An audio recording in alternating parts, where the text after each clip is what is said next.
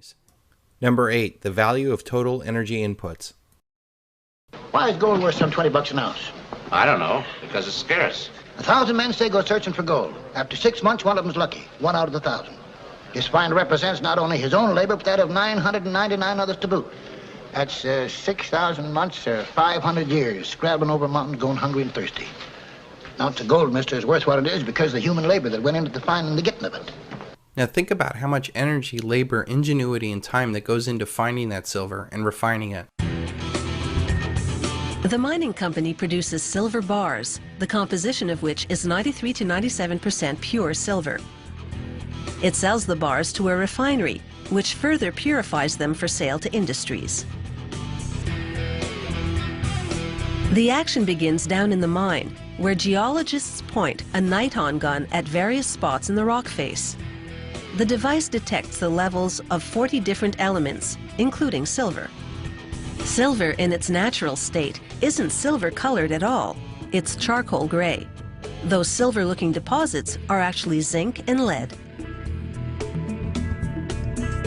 Miners drill holes in the silver-rich areas the geologists pinpointed, then insert sticks of dynamite.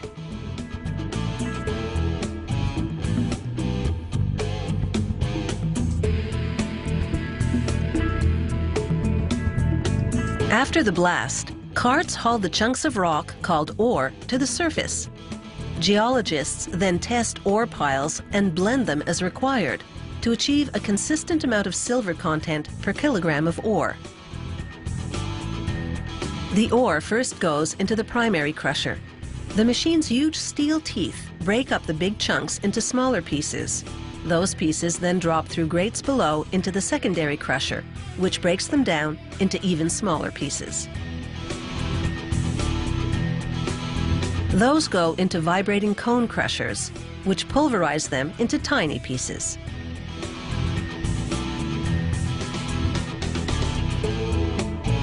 A conveyor transports the crushed ore to the ball mill.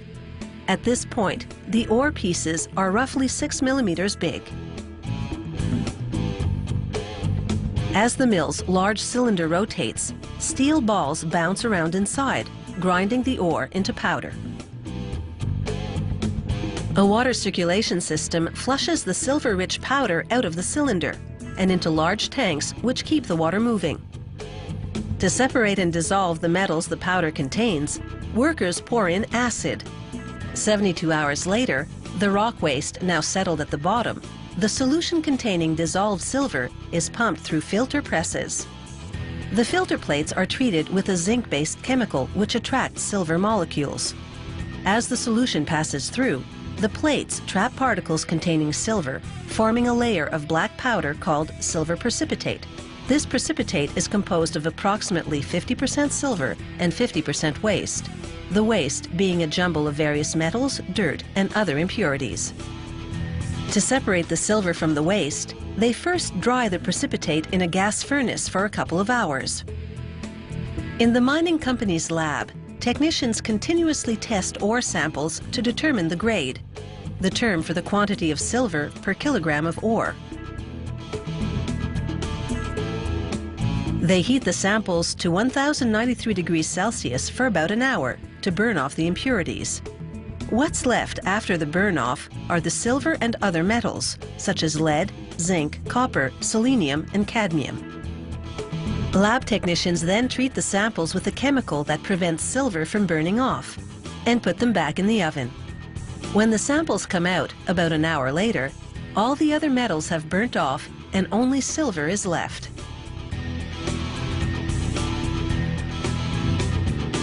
They weigh the silver and compare it to the weight of the original sample in order to calculate the grade. The key to running a profitable mine is to ensure that the grade is consistently within certain parameters. Back at the mill, workers put the now dried silver precipitate into an oven, along with chemicals which prevent silver from burning off. Approximately 4 hours later, the silver and waste have separated and melted. Workers pour them into bar-shaped molds. The silver, being heavier, settles at the bottom. Workers skim off the waste floating on top. In less than 5 minutes, the molten silver cools and hardens, enabling workers to extract what is now a silver bar. The mining company sells the bars to a refinery for processing into industrial-grade silver. It's crazy to think that all those tons of earth were moved just to find 1 ounce of silver, and right now we can buy it all for less than a dinner for 4 at our local sports bar. Number 7. Silver has no counterparty risk. Silver has another awesome quality. It has a alloidial title to it. If you hold it, you own it. Almost every asset you own is controlled by somebody else. If you own your house outright, you still have to pay property tax, which means you really don't own it. Your cars, computers, TVs, and clothes are rendered less valuable with each registration, taxation, new fashion, or planned obsolescence. Even your stocks are not really yours because the actual certificates are being held by the nefarious DTCC. Who knows if they're selling stock that maybe they don't have? Have you ever heard of naked short selling? Silver is without counterparty risk. You do not have to rely upon somebody else fulfilling a promise for your asset to have value. All paper assets have counterparty risk. They use interest rates to value the risk that you might not get your money back. This will become very important as our society collapses and promises are broken by all. When the collapse accelerates, people will do the unspeakable thing as they become more and more desperate. People whom you have relied upon for years will suddenly break faith. This will not only happen on an individual level, but also on a corporate and governmental level. Pensions will be cut, benefits terminated, interest payments not paid. And this is where things get really scary. At this point, we will either see a deflationary crash or hyperinflationary depression. It will be a deflationary crash if there's not enough money to pay the increasing debt and interest. But I believe the elite will pay all the obligations to keep their game going. Do you still believe that we should maintain the fundamental principles of Social Security as you did in 83? I think we should maintain the principles of Social Security, but I think the existing structure is not working, and that until we can construct a system which creates the savings that are required to build the real assets so that the retirees have real goods and services, we don't have a system that's working. We have one that basically moves cash around, and we can guarantee cash benefits as far out and at whatever size you like, but we cannot guarantee their purchasing power.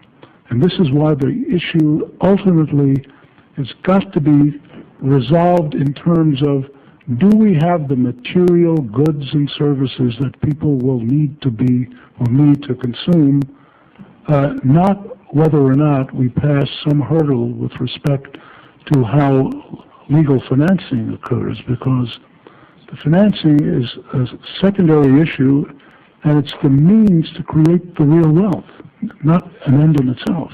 This will get every promise paid with toilet paper currency. Number 6. Silver is below the inflation-adjusted high. We all know that $50 in 2012 does not buy you anywhere near what it did in 1980.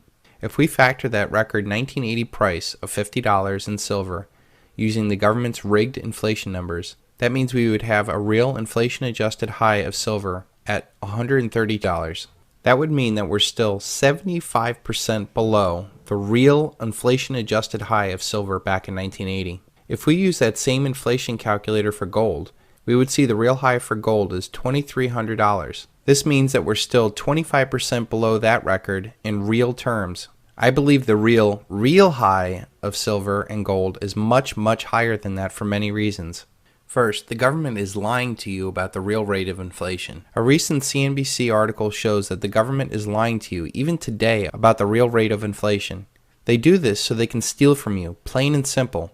Every dollar that they print is a direct tax against your wages and savings. They need to keep your expectations low so that you will not panic while they are gutting you. The government hides this inflation of the currency through 4 major tricks. Number 1 is hedonic adjustments. If a car goes up in price, say from $20,000 to $21,000, it would, on the face of it, show a 5% increase in the price. The government does not want that, so it creates an adjustment which takes into account the value of the options added. They arbitrarily create a dollar figure of value of, say, a better standard radio, better tires, lumbar support, upgraded cloth seats, and a dual exhaust. The government can say that that added $1,500 worth of value to that car. So in calculating for inflation, the price of the car went down 2.5% to $19,500. It does not matter if you don't want, need, or even value those options. The price goes up for you and down for the government. A trick corporations use is to say a 12-ounce can of soda is $1, and through smaller cans they are now 10 ounces and still charge you $1. You lose 17% of your soda, which costs more per ounce. The government says it's still a can of soda and it's the same price, so no inflation. Presto. The second trick they use is substitution. If inflation cannot be tamed through hedonics, they simply substitute a product in the basket with a less expensive product. Say the original basket of goods had filet mignon in it, and it went up from $9 to $10 a pound. They can simply substitute it with porterhouse steak at, say, $6 a pound, and actually say that inflation went down to eat meat. They can then substitute that with ground beef, chicken, pork, or even dog food. The very fact that people would substitute a higher product for a lesser one because of cost is clear evidence of inflation, and yet they use it to understate it. If housing remains too expensive, they use rental rates. Remember, it's all about containing your expectations. The third trick they use is weighting. When that does not work, the government changes the weighting of a hotter category with a lesser one. For example, healthcare and education are notorious for rising costs. They make up 20% of the economy, and for the CPI, the government might only weigh it as 15%, lessening the effect of the overall number. Or they might weigh certain regions of the country more than others. Or they might weigh discretionary consumables that are known to be falling in price, that we buy infrequently, and that are not vital to the necessities that we need and buy every day. The fourth trick is, when all else fails, they just don't count it at all. Left out of all these real inflation equations for the government are the most essential parts of our lives: food, energy, and taxes. I don't know about you, but these three things are the things that I care about most in my budget. In addition to these internal tools, the government can export inflation by sending money overseas so it never hits our economy. Also, if money can be pushed into stocks, it does not enter the real economy, and that also benefits the elite, especially when there is an orchestrated fleecing of the public through crashes. So there were the four tricks that the government uses to lower our expectations on inflation. They use hedonic adjustments, substitution, weighting, and subtraction. This allows the government to post benign inflation of 2.4%, when the real rate is easily over 10%.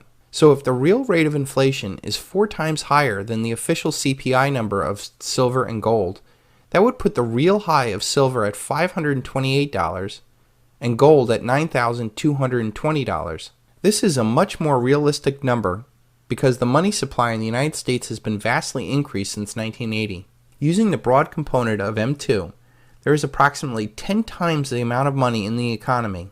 So if silver was at close to $50 in 1980 times, 10 times more dollars in circulation would mean that silver is close to $500, and gold should be close to $8,500. With those numbers in mind, we are still miles away of hitting any real record in gold and silver. And this is just one factor in the price of silver. When you realize that there is a lot less silver in the world since 1980, $500 is too low. When you realize that there are 50% more people in the world since 1980, $500 silver is too low.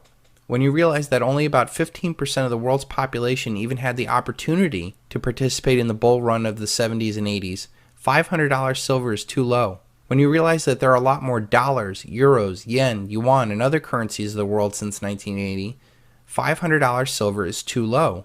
When you realize that we are going to have a mathematically inevitable collapse of all fiat currencies, all paper assets like stocks, bonds, and real estate, silver is actually priceless. Number 5. Silver's history as money. Throughout history, silver has been used as money in more times and more places than gold. To function as money, a monetary item should possess a number of features. It needs to be a medium of exchange. It should have the liquidity and be easily tradable. It should be easily transportable. Precious metals have a high value to weight ratio, and it should be durable. To be a unit of account, it should be divisible into small units without destroying its value. Precious metals can be coined from bars or melted down into bars again with a low percentage cost. It should be fungible, that is, one unit or one piece is equivalent to another unit, which is why diamonds and works of art and real estate are not suitable as money. It must have a specific weight or measure or size to be certifiably accountable. The third feature is that it needs to be a store of value. It should be long-lasting, durable, and it must not be perishable or subject to decay. It should have a stable value. It should be difficult to counterfeit, and the genuine must be easily recognizable. Today's silver is not used as money since it does not circulate, but it still provides a crucial role as a store of value.